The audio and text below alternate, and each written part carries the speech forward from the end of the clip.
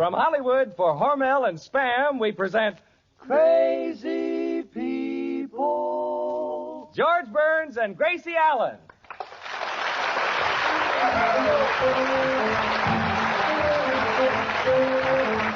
Spam, rebop, boom, spam. George Burns and Gracie Allen. On the show when his orchestra, the singing glee with the smoothies three.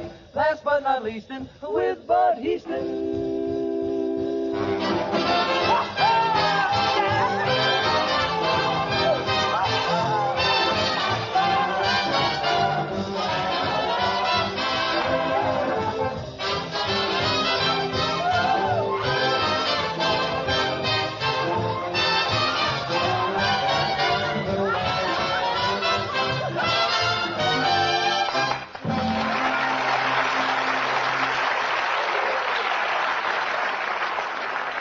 Monday night brings another gay Burns and Allen show to your house and another hint for serving a warm weather supper. Get a can of Spam, S-P-A-M.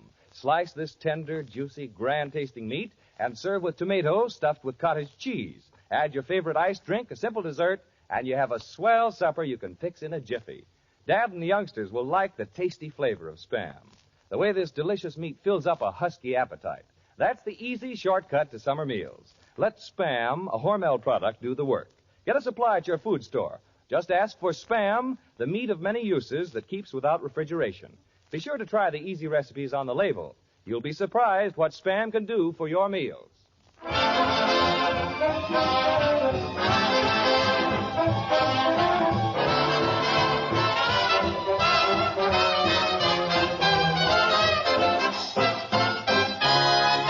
Time now to present the stars of our show, and here they are, those two Spam-happy people, George and Gracie.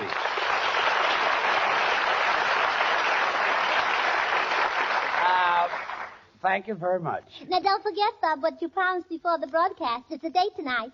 You and Bud have a date? Yeah. Well, yes, George. Gracie wants me to take her to the Hollywood Bowl. This might be a surprise to you, but there's nothing going on at the Hollywood Bowl tonight. Well, there will be when we get there, if you know what I mean. I think I know what you mean, but before you get yourself involved in this little romance, Bud, it would be sort of a nice idea to meet Gracie's family. Oh, are they a sociable lot? Congenial. I met her brother, the dentist, and I said hello, and he nicely pulled out 14 of my teeth. From which pocket, George? The inside pocket, some family. Oh, yeah, but you should see my uncle's family. 17 in one room, and yesterday... 17 people in one room? Yes. How do they live? They take in boarders. Guess that's better than walking around in the hot sun. By the way, George, how did you and Gracie enjoy the kiddie party you went to last week, given in honor of baby Sandy? It was terrific. All the grown-ups got into kitty costumes, and all night long, baby Sandy sat in the corner. Well, George, I saw what she wore. She sat in three corners. Well, that covers that. Oh. For me? Oh, thanks. Some party. Edward G. Robinson and Jimmy Cagney skipping rope all night. Oh, yeah. Boy, was Skinny and us angry. Yeah, what was he angry about? He was the rope. Well, that's a new twist. George. Oh, say, you have to wait. I'm a scream tonight. What? Come here. Oh, secret, huh? Yes. You know that every time Jimmy Cagney gets a new girl, he just can't seem to hold on to her. I see. Incompatibility? No, incompat O'Brien. Gracie, stop whispering, and I'm not going to any more of these boring kiddie parties. Well, what about the dart game? Now, wasn't that a lot of fun? Yeah, whoever would hit the bullseye got to kiss Dorothy Lamour. I not only didn't hit the bullseye, I missed the target altogether. Well, George, instead of a dart, you should have used a can of Spam. Spam? You know, cold or hot, Spam hits the spot. Oh, yeah. Oh, George, Dorothy Lamour was there? That's right, Bud. You know, I went out with her once. Really? Yeah, I took her out one night, and we went home and sat in the parlor, and I read poetry to her, and all of a sudden she turned out the light. Well, what happened? I turned it back on. I can't read in the dark. I see. You know, there's one thing I can't understand, Bud. At the party, the master of ceremonies introduced everybody to do something. And when it got to me, he forgot my name. Don't worry about it, Harry. Harry.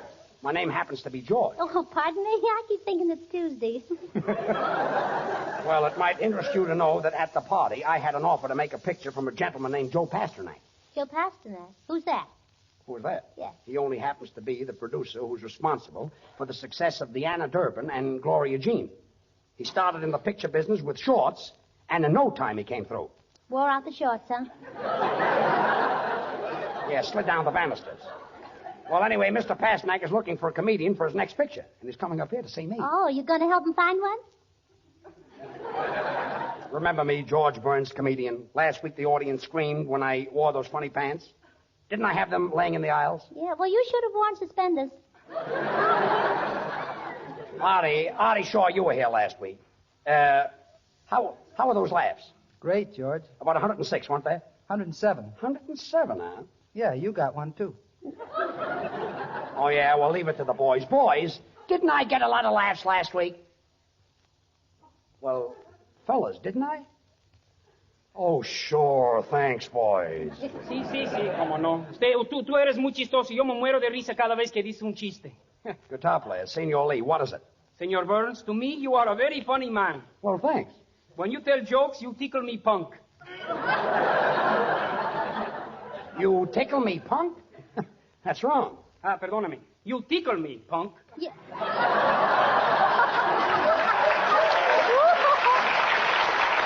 That's better, yes. Artie, what are you going to play tonight? George, come here. Oh, a secret, huh? Yeah, I've got a special arrangement of April showers.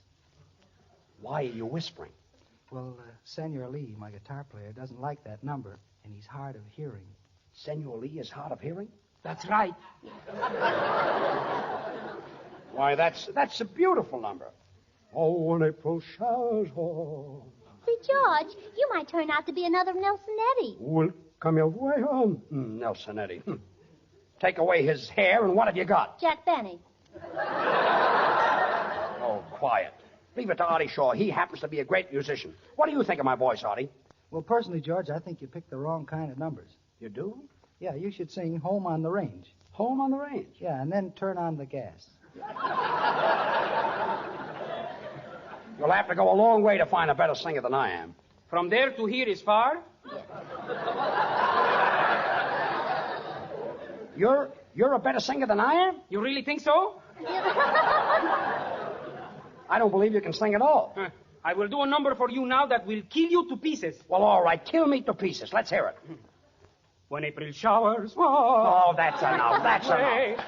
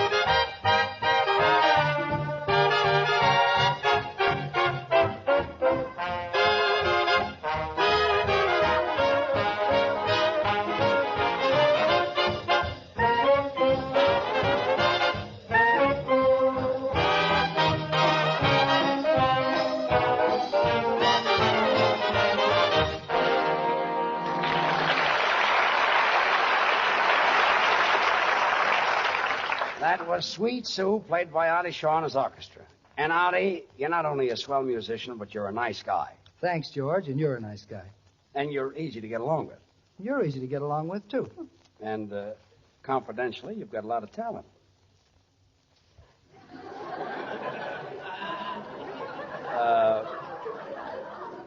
Well... Thanks, George. Now, listen, everybody. When Mr. Pasternak gets here, remember, I run the show. I get the idea for the show, I write it, direct it, produce it, and act in it. Get it? Okay, Austin. Awesome. My name is George. I keep thinking it's Tuesday. You can stop with that, too. You don't even know who Orson Welles is. I do, too. He's making a picture for 21st Century Fox. 21st Century Fox? It's 20th Century Fox. Well, by the time he finishes the picture, it'll be 21st Century Fox. Yeah. Well, anyway, he's a big producer, and when he... Just a minute. Hello? Who? Gracie, it's for you. Oh. Hello? Gracie Allen Spam's Meatheart speaking. Spam's Meatheart. That's good. Who? Who, Betsy? Oh, that's too bad. Goodbye. Well, that's a smart phone conversation. Well, George, that was my sister Bessie. You know, she's the one who's married to an aviator. He's a stunt flyer, you know. A stunt flyer? Yes. He went up in the air last week, and he looped the loop 50 times, and when he was going into it for the 51st time, he saw something coming toward him that frightened him to death. What'd he say? His aeroplane.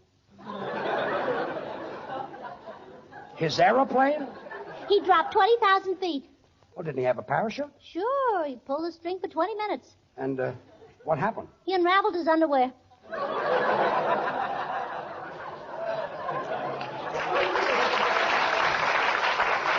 He unraveled his underwear. I wonder what's keeping that producer. Let me see. When he comes, what can I do to impress him? First, I'll get the orchestra to give me a terrific fanfare. Then I can do those Bob Hope type of jokes. Senor Burns, why don't you tell a griddle? A griddle? I know some very funny griddles. Well, let's hear the funny griddle. This is a very hard one to guess. Griddle. What's the difference between? Between what? Stuck, eh? Some griddle. Bud, when Mr. Pasternak comes in, I want to make an impression on him. So will you tell him something nice about me? Well, certainly, George. I'll tell him about the salaries you pay everybody. Do you think that'll impress him? Well, sure. It's the little things that count.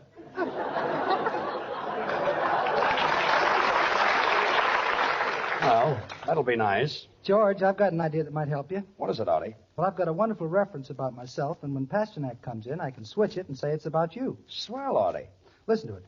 You are a very bright person, one that makes friends easily. You have great talent and are destined to reach the greatest heights of success. That's wonderful. Where'd you get it, Artie? Out of a weighing machine.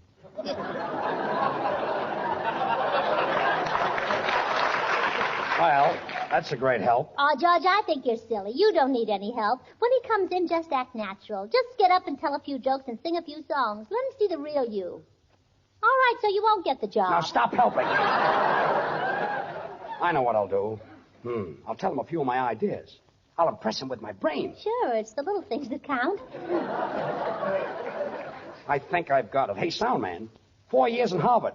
Come here. Mr. Burns, just a moment. I'm reading the Encyclopedia Britannica. Would you mind turning to the last page? Why? I want to see who gets the girl. Oh, quiet. Sound man, come here. Look, I need a high-class introduction. And I know that you've had an education. In what language do you want this introduction? I know Esperanto, Arabian, Sanskrit, Phoenician, Latin. Do you know any Greek? Only Pakyakakis.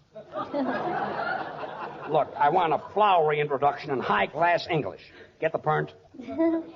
Mr. Burns, I believe I have formulated in my mind an introduction befitting one of your position in radio. Well, give out. Let's hear it. Listen. Ladies and gentlemen, when you introduce a great playwright, you don't say William Shakespeare. You say Shakespeare. When you introduce a great actress, you don't say Greta Garbo. You say Garbo. The same is true in the field of comedy. Tonight, ladies and gentlemen, it gives me great pleasure to introduce George Burns. Well,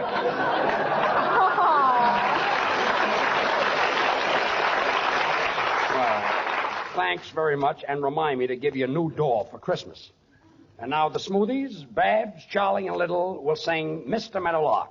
George, Yeah? is there any chance of us getting in the picture? Well, have you ever had any experience? Experience? We've been in all the RKO pictures. In all the RKO pictures? What did you do? Oh, that's beautiful, beautiful. The beginning of the picture. Well, just sing your little number. Wait a minute. This is probably Mr. Pasternak. Come in. Hello, everybody. Hello, Mr. Pasternak. Gracie, it's your girlfriend, Bubbles. Pasternak is a producer. Did you ever hear of Three Smart Girls? That's Bubbles. It is, huh? Say, George, the girl at the information desk told me to tell you that Mr. Pasternak called, and he said he'd be right over. Well, thanks, Bubbles. And Gracie, did I get a thrill? I was just down at the drugstore, and they named a sandwich after me. Really? Uh-huh. It's a triple-decker chicken sandwich. You don't say. Yes, 2 chickens between 3 loaves of bread. Well, that's a nice little tidbit. What's killing you now, Gracie? Oh, remember, Bubbles, when you got on the scale at the drugstore the other day? Yes, and the scale was broken and it only registered 60 pounds. And one kid turned to the other and he said, "Look, Jimmy, she's hollow."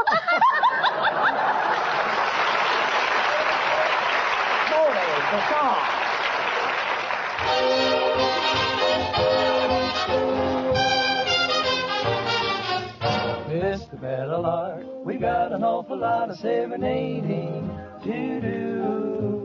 Mr. Meadowlark, I'm just a city slicker and I'm counting on you. She's got a country guy who whistles, my whistle is thin. So when I begin, that's where you come in. Mr. Meadowlark, if you should come again to when I'm kissing my chick, needless to remark, I hope you'll have the decency to exit but quick. If Mrs. M thinks you're outstepping, I'll make it all right. Mr. Meadowlark, meet me in the dark tonight. In the city, I'm a loving guy, but in the country, I don't know why. I'm sitting there feeling blue as can be, looking at him. I'm sitting there looking, my mind's a cooking, sitting there looking, my mind's a cooking. So I says to him, "Now look, little bird, I'm going to tell you something that you never have heard." Oh, Mr. Meadowlark, we've got an awful lot of serenading to do. We have Mr. Meadowlark, I'm just a city slicker and I'm counting on you, on you. She's got a country guy who whistles, my whistle is thin. So when I begin, that's where you come in. Mr. Meadowlark, if you should come again to when I'm kissing my chick, needless to remark, I hope you'll have the decency to exit but quick. If Mrs. M thinks you're outstepping, I'll make it all right. Just listen, Mr. Meadowlark, meet me in the dark tonight.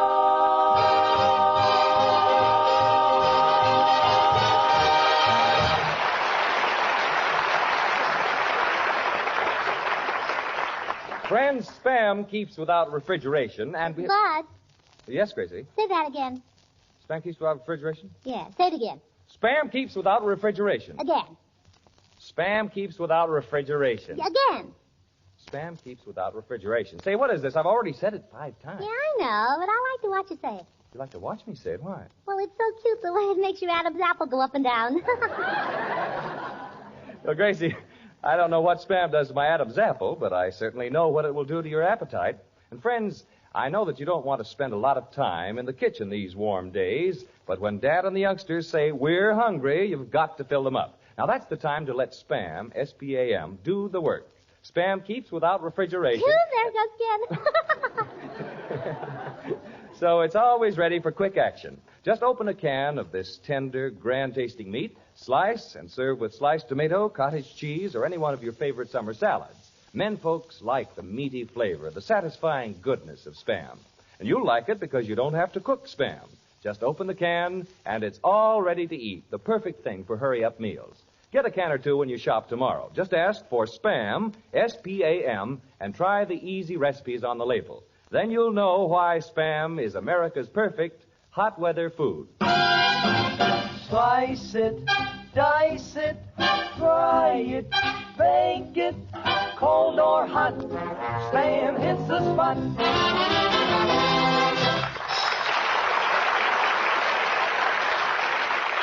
Smoothies, that was a grand job with Mr. Meadowlark. You know, I love to listen to harmony. You know, I used to be with a quartet. Oh, pardon me.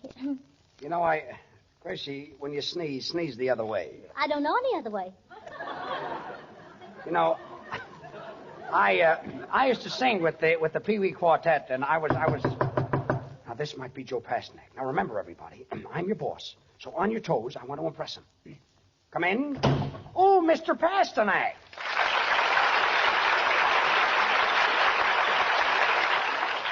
Hello, Mr. Pasternak. Hello, George. Gracie, take Mr. Pasternak's hat and coat. While he's still looking? Just take it, Gracie. Just take it. George, I rushed right over, but I can't stay very long. You see, I'm in the middle of a new picture, Seven Sinners, with Marlene Dietrich. I know. I've been working very hard. Now, tonight I'll have to go back and probably be stuck with Marlene Dietrich until 3 in the morning. Should happen to me. Mr. Pasternak, do you rehearse the actors, too? I do all the scenes with them. If it's a love scene, I do that, too. You mean you kiss them? Oh, I kissed all the movie stars. Really? Oh, tell me, is it a thrill to kiss Clark Gable? Gracie, please. Miss Ellen, who'd want to kiss Clark Gable? Should happen to me. So, Mr. Pasternak, the comedy part of your next picture's still open, huh? Yes, George, that's why I'm here. As a matter of fact, I heard nothing but George Burns for the last few weeks. Really? Who's been telling you about me? You have. Well, you're not making any mistake. Artie Shaw, do I get a lot of laughs on this program? Yes, indeed. Mr. Pasternak, George has more talent in his little finger than Benny, Allen, and Hope together, it says here.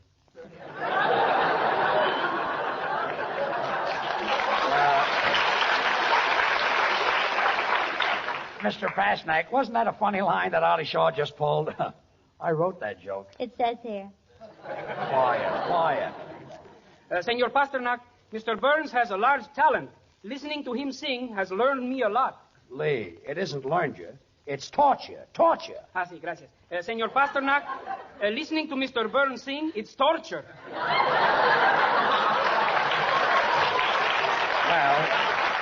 that's much better. Well, anyway, Mr. Pasternak, I'm, not that I need the money, but I'd love to make a picture for you. I was on the Universal lot before. I got a big kick out of it. Oh, yes, he got a big kick out of Paramount, and he got a kick out of RKO, and he got a kick out of MGM. Quiet. Oh, I can go on like this for years. Mr. Pasternak, what's the plot of the picture?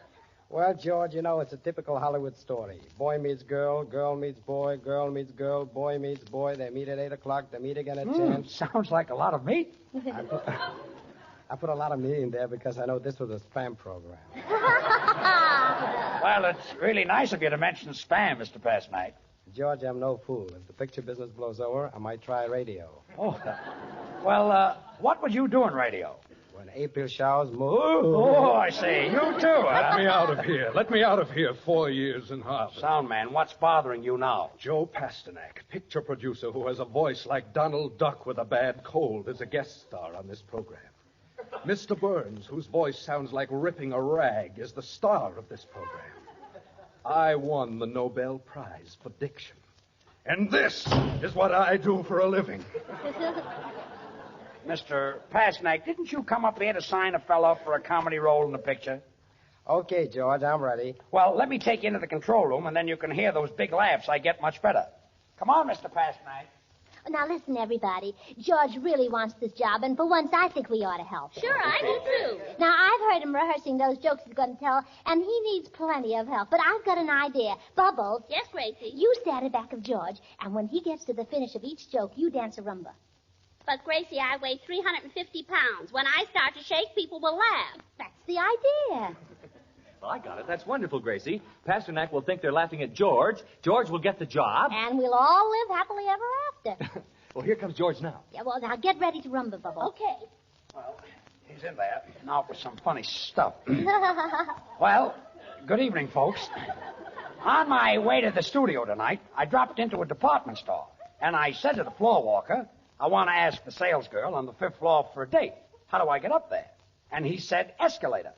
And I said, escalate or nothing, I'll ask her right now. Bubbles.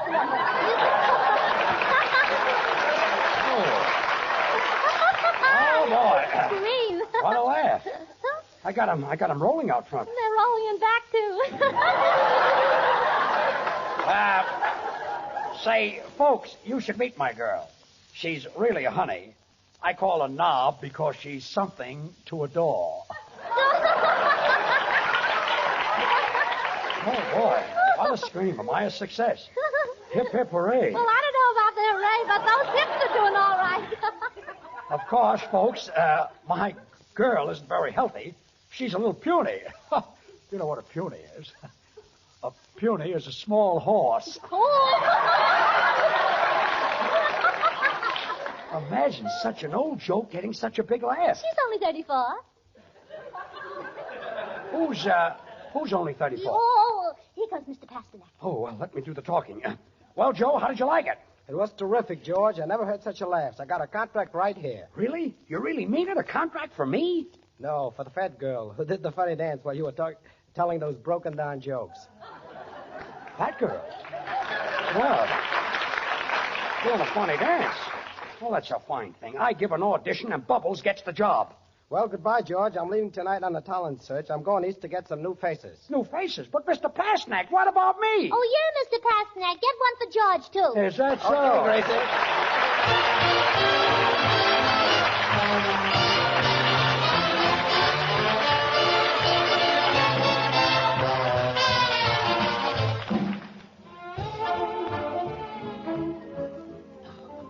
Before George and Gracie say goodnight, they asked me to suggest that you try Spam tomorrow. Just open a can of this delicious meat. It's all ready to eat. Slice and serve in Spamwiches or with your favorite summer salad. You'll find everybody in your house likes the meaty flavor, the lip-smacking goodness of Spam. Get a can or two at your food dealers. Try the easy recipes on the label. You'll discover that with Spam, you save kitchen time and serve wholesome food. Well, Gracie, say goodnight. Oh, wait. I promised to say goodnight to the detail wheat millers who are holding their convention in St. Paul. The detail meat dealers? Yes. You mean the retail meat dealers? Well, it doesn't make a difference, Edward. No, far be me from it. Good night, folks. Good night.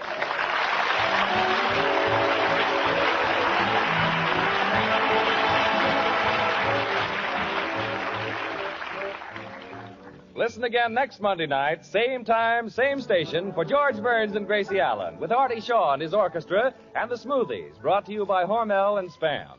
Until then, this is Bud Heaston reminding you to remember that cold or hot, Spam hits the spot.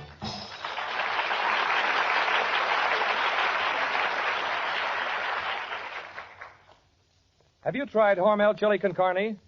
You may think you don't like chili, but chili con carne, the way Hormel makes it, is different, and everybody likes it. Double your money back if you don't like it. Try Hormel chili con carne tomorrow. This is the National Broadcasting Company.